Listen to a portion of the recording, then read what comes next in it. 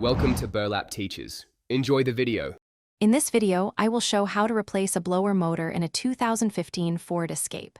Start by disconnecting the negative battery terminal and removing the glove box to access the blower motor housing.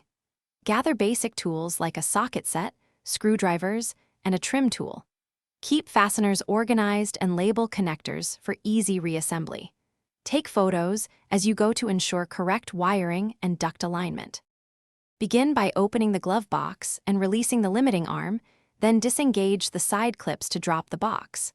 Locate the blower motor behind the glove box, unplug its connector, and remove the mounting screws with a socket.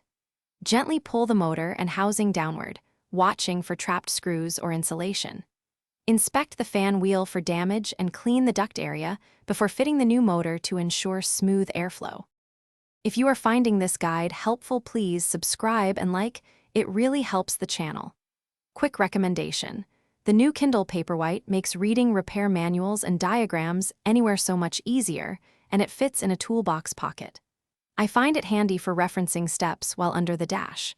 Check the description for the link and other deals, and now let's get back to the video. Position the new blower motor into the housing, aligning the bolt holes and seating the fan wheel properly. Tighten the mounting screws snugly, but avoid over-torquing plastic bosses, then reconnect the electrical plug.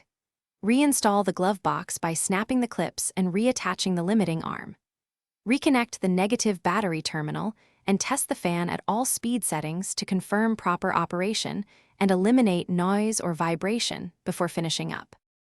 Thanks for watching. Consider subscribing if this video helped you.